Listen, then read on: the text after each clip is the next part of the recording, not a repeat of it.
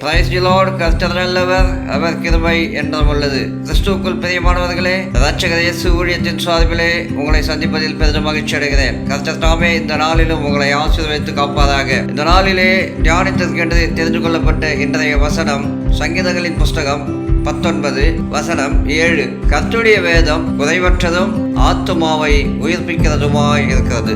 பிரியமானவர்களே, நம்முடைய பரிசுத்த வேதாகமம் கர்த்தருடைய வேதம். இந்த பரிசுத்த வேதம் குறைவற்றதாய் இருக்கிறது. பிரியமானவர்களே, குறைவற்றது என்று சொன்னால் நிறைவாய் இருக்கிறது என்ற அர்த்தம். ஆமா, நம்முடைய வேதம் எல்லாவற்றிலும் நிறைவானது. அந்த வேதம் ஆத்துமாவை உயிர்ப்பிக்கிறதுமாய் இருக்கிறது என்று சொல்லி வாசிக்கிறோம். பாவத்தினாலே தொய்ந்து போன, பாவத்தினாலே விழுந்து போன, பாவத்தினாலே மங்கி போன ஆத்துமாவை மீண்டுமாய் உயிர்ப்பிக்கிறதா இருக்கிறது.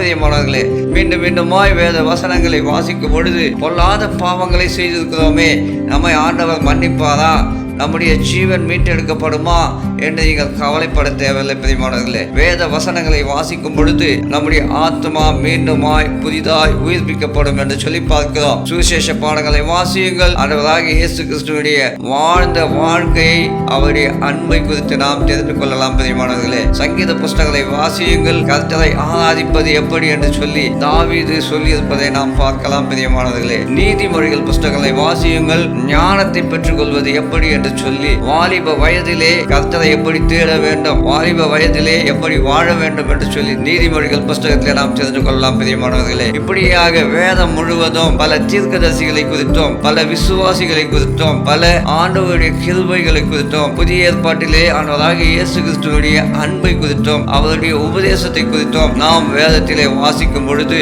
நம்முடைய ஆத்துமா உயிர்ப்பிக்கப்படும். பிரியமானவர்களே, நீங்கள் ரட்சிக்கப்படுவீர்கள். வேதத்தை அன்றாட வாசியுங்கள். வசனம் உங்களை காக்கும். பிரியமானவர்களே, கர்த்தருக்கு ஸ்தோத்திரம். ஜெபிக்கலாம். பரிசுத்தமுள்ள நல்ல பிதாவே, அப்பா, இந்த நல்ல வேலைக்காக உமக்கு நன்றி ராஜா. கொடுத்த இந்த நல்ல வசனத்துக்காகவும், கொடுத்த இந்த நல்ல நாளுக்காகவும் உமக்கு நன்றி ராஜா.